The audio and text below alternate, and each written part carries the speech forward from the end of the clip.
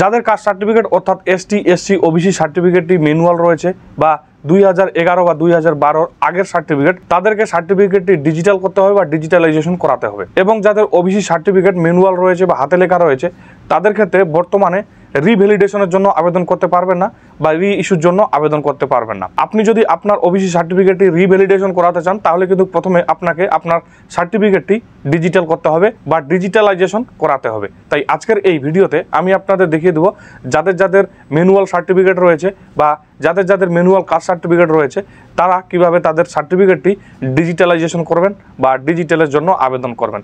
Step by step দেখাবো, তাই ভিডিওটি স্কিপ না করে প্রথম থেকে শেষ অবধি দেখবেন। পাশাপাশি চ্যানেলে নতুন হলে অবশ্যই চ্যানেলটিকে সাবস্ক্রাইব করে পাশে থাকা বেল আইকনটি ক্লিক করে রাখবেন পরবর্তীতে এইরকম তথ্যমূলক ভিডিও পেতে। তো বেশি কথা না বলে চলুন ভিডিওটি শুরু করা যাক। তার জন্য আপনাদের এই ওয়েবসাইটে চলে আসতে হবে, অর্থাৎ কাস্ট সার্টিফিকেটের যে অফিসিয়াল ওয়েবসাইট রয়েছে সেই ওয়েবসাইটে চলে আসতে হবে।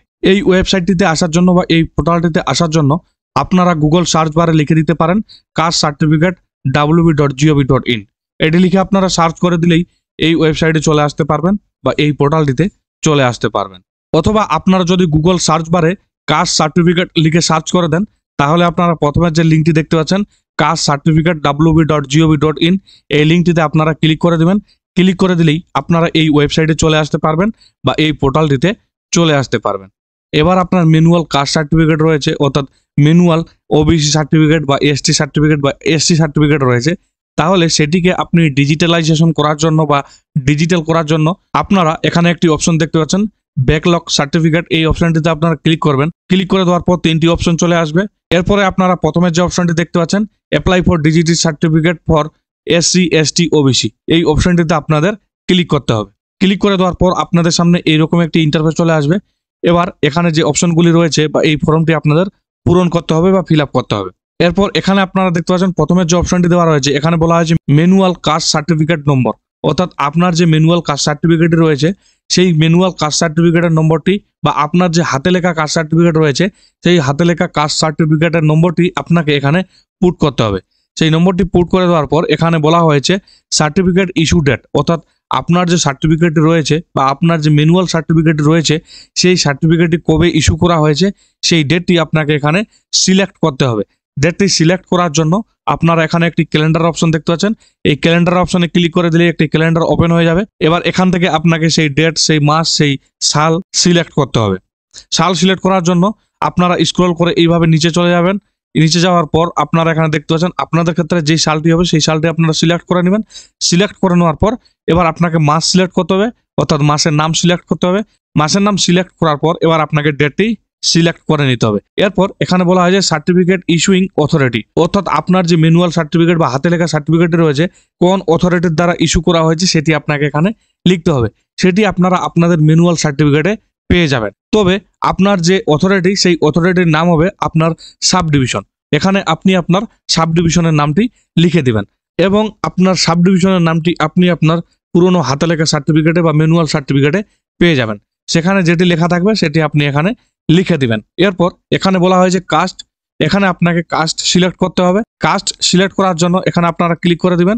ক্লিক করে দেওয়ার পর আপনার যে কাস্ট সেই কাস্টটি আপনি এখান থেকে সিলেক্ট করে নেবেন, অর্থাৎ আপনার পুরনো সার্টিফিকেটে যে কাস্ট রয়েছে সেটি আপনাকে সিলেক্ট করতে হবে। সিলেক্ট করে নেওয়ার পর এবার এখানে বলা হয়েছে সাবকাস্ট বা ট্রাইব বা কমিউনিটি। এবার সাবকাস্ট সিলেক্ট করার জন্য এখানে আপনারা ক্লিক করে দেবেন। ক্লিক করে দেওয়ার পর এখান থেকে আপনাকে আপনার সাবকাস্ট সিলেক্ট করে নিতে হবে। আপনাদের ক্ষেত্রে যেটি হবে সেটি আপনারা এখান থেকে সিলেক্ট করে নেবেন। সিলেক্ট করে নেওয়ার পর এখানে আপনাকে রিলিজন সিলেক্ট করতে হবে, অর্থাৎ আপনার যে রিলিজন সেই রিলিজনটি আপনি এখান থেকে সিলেক্ট করে নেবেন। রিলিজন সিলেক্ট করে নেওয়ার পর এখানে আপনাকে আপনার ফুল নাম বা আপনার পুরো নামটি আপনাকে এখানে পুট করতে হবে। পুরো নাম পুট করে দেওয়ার পর এখানে আপনাকে আপনার বাবার নাম বা ফাদার্সের নামটি পুট করতে হবে।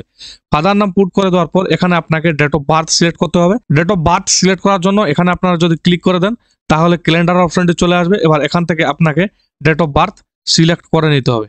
তো আপনাদের ক্ষেত্রে যেটি হবে সেটি আপনারা এখান থেকে সিলেক্ট করে নেবেন। সিলেক্ট করে নেওয়ার পর এখানে আপনারা দেখতে পাচ্ছেন জেন্ডার, এখানে আপনাকে জেন্ডার সিলেক্ট করতে হবে, অর্থাৎ আবেদনকারী বা আপনার ক্ষেত্রে যে জেন্ডারটি সেই জেন্ডারটি আপনি এখান থেকে সিলেক্ট করে নেবেন। জেন্ডার সিলেক্ট করে নেওয়ার পর এবার এখানে আপনাকে আধার নাম্বার বসাতে হবে। আধার নাম্বারটি বসিয়ে দেওয়ার পর এখানে বলা হয়েছে খাদ্য সাথী নম্বর, অর্থাৎ এখানে রেশন কার্ডের নাম্বারটি বসাতে হবে। যদি আপনারা চান বসিয়ে দিতে পারেন, না বসালেও কোনো অসুবিধা নেই। যেহেতু এই অপশনটিতে স্টার মার্ক দেওয়া নেই। যে অপশনগুলিতে স্টার মার্ক দেওয়া রয়েছে সেই অপশনগুলি আপনাদের পূরণ করতে হবে বা আপনাদের জন্য পূরণ করা বাধ্যতামূলক। এবং যে অপশনগুলিতে স্টার মার্ক দেওয়া নেই সেই অপশনগুলি পূরণ করলে হবে, না পূরণ করলে হবে, কোনো অসুবিধা নেই। এরপর এখানে বলা হয়েছে ফোন নাম্বার, এখানে আপনি আপনার একটি ফোন নাম্বার বসিয়ে দিবেন বা ফোন নাম্বার পুট করে দিবেন। এরপর আপনার স্টেট এখানে চলে আসবে। এরপর এখান থেকে আপনাকে ডিস্ট্রিক্ট সিলেক্ট করতে হবে। আপনার যে ডিস্ট্রিক্ট হবে সেই ডিস্ট্রিক্টটি আপনি এখান থেকে সিলেক্ট করে নেবেন। ডিস্ট্রিক্ট সিলেক্ট করে নেওয়ার পর এখানে আপনাকে সাব ডিভিশনের নাম সিলেক্ট করতে হবে, অর্থাৎ আপনার যে সাব ডিভিশন সেই সাব ডিভিশনের নামটি আপনি এখান থেকে সিলেক্ট করে নেবেন। সিলেক্ট করে নেওয়ার পর এখানে আপনাকে পুলিশ স্টেশন সিলেক্ট করতে হবে, অর্থাৎ আপনার যে পুলিশ স্টেশন সেই পুলিশ স্টেশনের নামটি আপনাকে এখান থেকে সিলেক্ট করে নিতে হবে।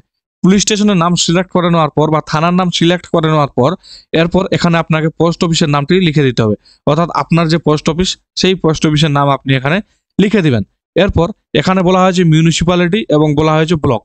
আপনার ক্ষেত্রে যদি পৌরসভা এলাকা হয় তাহলে আপনি মিউনিসিপ্যালিটি সিলেক্ট করে রাখবেন, এবং আপনার ক্ষেত্রে যদি ব্লক এরিয়া হয় তাহলে আপনি ব্লক সিলেক্ট করে নেবেন।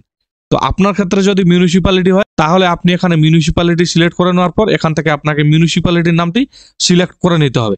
এবং আপনার ক্ষেত্রে যদি ব্লক হয় তাহলে এখান থেকে আপনি ব্লক সিলেক্ট করে নেওয়ার পর এখান থেকে আপনি আপনার ব্লকের নামটি সিলেক্ট করে নেবেন। এখানে যদি আপনি ব্লকের নাম সিলেক্ট করেন তাহলে এখান থেকে আপনাকে গ্রাম পঞ্চায়েতের নাম সিলেক্ট করতে হবে, এবং এখানে যদি আপনি মিউনিসিপ্যালিটি সিলেক্ট করেন এবং এখানে মিউনিসিপ্যালিটির নাম সিলেক্ট করেন তাহলে এখানে আপনাকে ওয়ার্ডের নম্বর সিলেক্ট করতে হবে। আপনাদের ক্ষেত্রে যেটি হবে সেটি আপনারা এখানে সিলেক্ট করে নেবেন। এরপর এখানে বলা হয়েছে ভিলেজ, পাড়া, হাউস নম্বর, রোড। আপনাদের ক্ষেত্রে যেটি হবে বা আপনার যেটি জানা রয়েছে সেটি আপনি এখানে বসিয়ে দিবেন। আপনি চাইলে আপনার গ্রামের নাম বসিয়ে দিতে পারেন, বা আপনি আপনার পাড়ার নাম বসিয়ে দিতে পারেন, বা আপনি আপনার হাউস নাম্বার বসিয়ে দিতে পারেন, বা আপনি আপনার রোডের নাম বসিয়ে দিতে পারেন। এরপর এখানে বলা হয়েছে পিনকোড। এখানে আপনাকে আপনার এরিয়ার যে পিনকোড রয়েছে সেই পিনকোডটি পুট করে দিতে হবে। এরিয়া পিনকোড পুট করে দেওয়ার পর এখানে বলা হয়েছে আপলোড ওল্ড সার্টিফিকেট ফটো। এখানে আপনাকে আপনার যে পুরনো সার্টিফিকেট রয়েছে বা আপনার যে হাতে লেখা ম্যানুয়াল সার্টিফিকেটটি রয়েছে সেই সার্টিফিকেটটি আপনাকে এখানে আপলোড করতে হবে, এবং সেই সার্টিফিকেটটি আপনাকে জেপিজি আকারে আপলোড করতে হবে, এবং সার্টিফিকেটটি অবশ্যই 100 কেবির নিচে হতে হবে। 100 কেবির উপর যদি হয় তাহলে কিন্তু এখানে আপলোড করতে পারবেন না। এখানে যেহেতু বলা রয়েছে এখানে আপনাকে জেপিজি এবং 100 কেবির মধ্যেই আপনাকে ডকুমেন্টটি আপলোড করতে হবে, বা আপনার ওল্ড সার্টিফিকেট বা আপনার ম্যানুয়াল সার্টিফিকেটটি এখানে আপলোড করতে হবে। আপলোড করার জন্য আপনারা এই ব্রাউজ অপশনে ক্লিক করে দেবেন।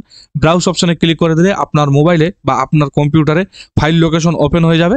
এবার সেই ফাইল থেকে আপনাকে আপনার সেই ডকুমেন্টটি বা আপনার সেই সার্টিফিকেটটি বা আপনার সেই ম্যানুয়াল সার্টিফিকেটটি আপনাকে সিলেক্ট করে নিতে হবে। সিলেক্ট করে নেওয়ার পর আপলোড করে দিতে হবে। এরপর এখানে বলা হয়েছে অ্যাপ্লিক্যান্টস ফটোগ্রাফ।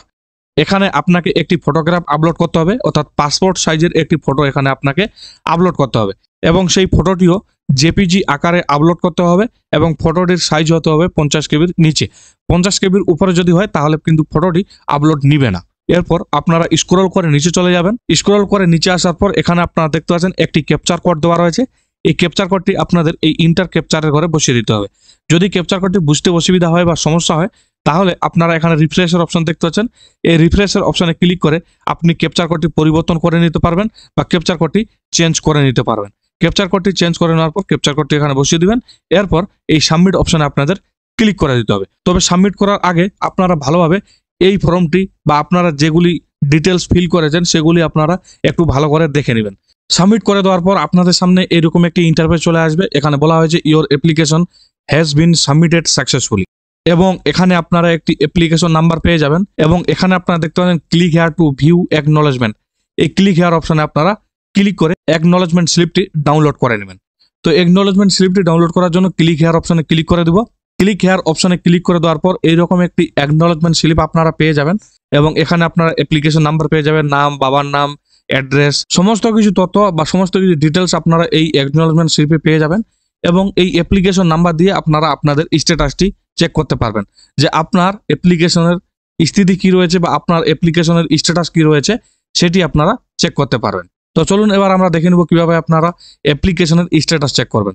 তার জন্য আপনারা আবারও চলে আসবেন হোম পেজে। হোম পেজে আসার পর এরপর আপনারা ব্যাকলগ সার্টিফিকেট এই অপশনটিতে ক্লিক করবেন। ক্লিক করে দেওয়ার পর আপনারা দ্বিতীয় নম্বরের যে অপশনটি দেখতে পাচ্ছেন check application status for digitised certificate, এই অপশনটিতে আপনাদের ক্লিক করে দিতে হবে। ক্লিক করে দেওয়ার পর আপনাদের সামনে এরকম একটি ইন্টারফেস চলে আসবে। এখানে বলা হয়েছে অ্যাপ্লিকেশন নম্বর, ইন্টার অ্যাপ্লিকেশন নাম্বার। এখানে আপনাকে অ্যাপ্লিকেশন নাম্বারটি পুট করতে হবে, অর্থাৎ আপনার অ্যাকনলেজমেন্ট স্লিপে যে অ্যাপ্লিকেশন নাম্বারটি আপনি পাবেন সেই নাম্বারটি আপনাকে এখানে পুট করতে হবে। অ্যাপ্লিকেশন নাম্বারটি পুট করে দেওয়ার পর আপনারা এখানে দেখতে পাচ্ছেন সার্চ, এই সার্চ অপশনে আপনাদের ক্লিক করে দিতে হবে। সার্চ অপশনে ক্লিক করে দেওয়ার পর একটু লোডিং হবে। লোডিং হওয়ার পর এখানে আপনি অ্যাপ্লিকেশন নাম্বারটি পেয়ে যাবেন, অ্যাপ্লিকেন্টের নাম, ডেট অফ অ্যাপ্লিকেশন অর্থাৎ কত তারিখে আপনি আবেদন করেছেন, এরপর আপনার সার্টিফিকেটের ক্যাটাগরি অর্থাৎ কোন ক্যাটাগরি বা আপনার কাস্ট এখানে আপনি দেখতে পারবেন, এখানে বাবার নাম দেখতে পারবেন এবং এখানে আপনার দেখতে পাচ্ছেন স্ট্যাটাস পেন্ডিং। এখানে যদি আপনি অ্যাপ্রুভ দেখতে পান তাহলে কিন্তু আপনি আপনার সার্টিফিকেটটি অনলাইনের মাধ্যমেই ডাউনলোড করে নিতে পারবেন। তবে আপনি আবেদন করে দিয়েছেন এবং আপনার আবেদনটি অ্যাপ্রুভ হচ্ছে না, আপনার আবেদনটি পেন্ডিংয়ে অনেক দিন ধরে পড়ে রয়েছে, সেই ক্ষেত্রে আপনারা কি করবেন? সেই ক্ষেত্রে আপনারা আপনাদের যে ডকুমেন্ট রয়েছে সেই ডকুমেন্টগুলি নিয়ে এবং আপনার যে অ্যাকনোলেজমেন্ট স্লিপ রয়েছে সেই অ্যাকনোলেজমেন্ট স্লিপটি নিয়ে এবং আপনার যে পুরনো সার্টিফিকেট রয়েছে সেই সার্টিফিকেটটি নিয়ে আপনি আপনার ব্লক অফিসে বা আপনি আপনার এসডিও অফিসে যোগাযোগ করতে পারেন। সেখান থেকে এই অ্যাপ্লিকেশনটি কিন্তু অ্যাপ্রুভ করা হয়। সেখানে গিয়ে আপনি যোগাযোগ করবেন, আশা করছি আপনার আবেদনটি অ্যাপ্রুভ হয়ে যেতে পারে। তো বন্ধুরা, এইভাবে আপনারা আপনাদের ম্যানুয়াল সার্টিফিকেট ডিজিটালাইজেশনের জন্য বা ডিজিটাল করার জন্য আবেদন করতে পারবেন। আশা করছি ভিডিওটি আপনাদের ভালো লেগেছে। যদি ভিডিওটি ভালো লেগে থাকে তাহলে অবশ্যই ভিডিওটিতে একটি লাইক দিবেন। পাশাপাশি চ্যানেলে নতুন হলে অবশ্যই চ্যানেলটিকে সাবস্ক্রাইব করে পাশে থাকা বেল আইকনটি ক্লিক করে রাখবেন পরবর্তীতে এইরকম তথ্যমূলক ভিডিও পেতে। তো আজকের মতো এখানে সমাপ্তি করলাম, দেখা হচ্ছে আবার কোনো নতুন একটি ভিডিওতে। ততক্ষণে সুস্থ থাকবেন, নিরাপদে থাকবেন। ধন্যবাদ।